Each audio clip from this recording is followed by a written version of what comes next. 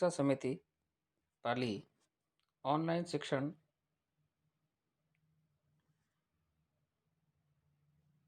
कक्षा षष्ठी विषय हिंदी। पूर्व के प्रकरण में हम लोगों ने वर्ण तथा उसके उच्चारण स्थान के बारे में जानकारी की थी और आज उसी जानकारी को आगे बढ़ाते हुए हम जानेंगे कि क्यों हमें वर्णों को निश्चित स्थान से ही उच्चारित करना चाहिए और यदि हम वर्णों को उनके निश्चित निर्धारित स्थान से उच्चारित नहीं करते हैं तो किस प्रकार की अशुद्धि अथवा भाषाई दोष उत्पन्न हो जाता है।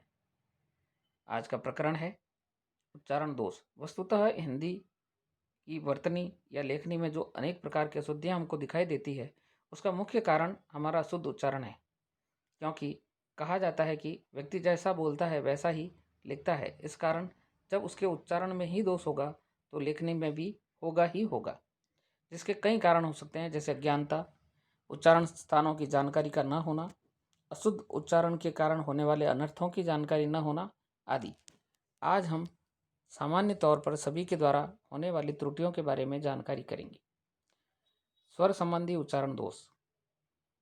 लघु एवं दीर्घ स्वरों का ठीक अंतर न कर पाने या अज्ञानता के कारण उन्हें हम अशुद्ध लिखते और बोलते हैं, जैसे नीति, आशीर्वाद, आकाश, दौलत, अंश, कौन, प्रीति, रीति आदि। कई बार लघु स्वर के स्थान पर हम दीर्घ स्वर या दीर्घ के स्थान पर लघु स्वर का उच्चारण कर देते हैं या प्रयोग कर देते हैं। उसके कारण भी कुछ अशुद्धियाँ उत्पन्न होती हैं, जैसे नाराज,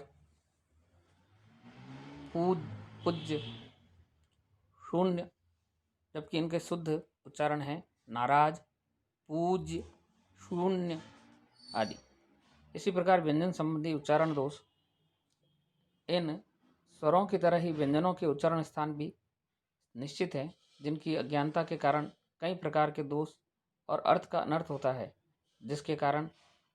जिसके मुख्य वर्ण के उदाहरण निम्न प्रकार से हैं, जैसे क्ष और क्ष का अंतर न कर पाने के कारण, क्षत्रिय, परीक्षा, क्षति, राक्षस आदि।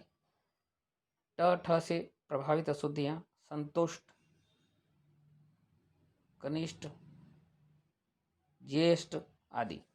रि और रे की मात्रा के कारण रेफन्य, जिसे रेफजन्य हम मात्राएं कहते हैं, क्रम, जबकि शुद्ध उच्चारण होता है कर्म, द्रम, जिसका शुद्ध उच्चारण होता है धर्म, गृहस्थ, जिसका शुद्ध उच्चारण होता है गृहस्थ।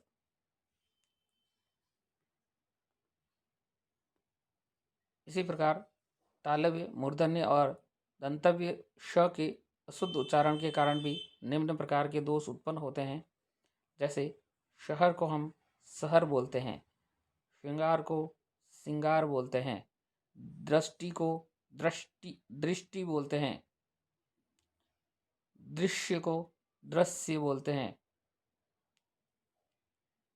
गृह कार्य में स्वर तथा व्यंजन के उच्चारण स्थान कौन से हैं और कितने हैं, बताइए। स्वरों को निश्चित स्थान से उच्चारित न करने के कारण क्या होता है।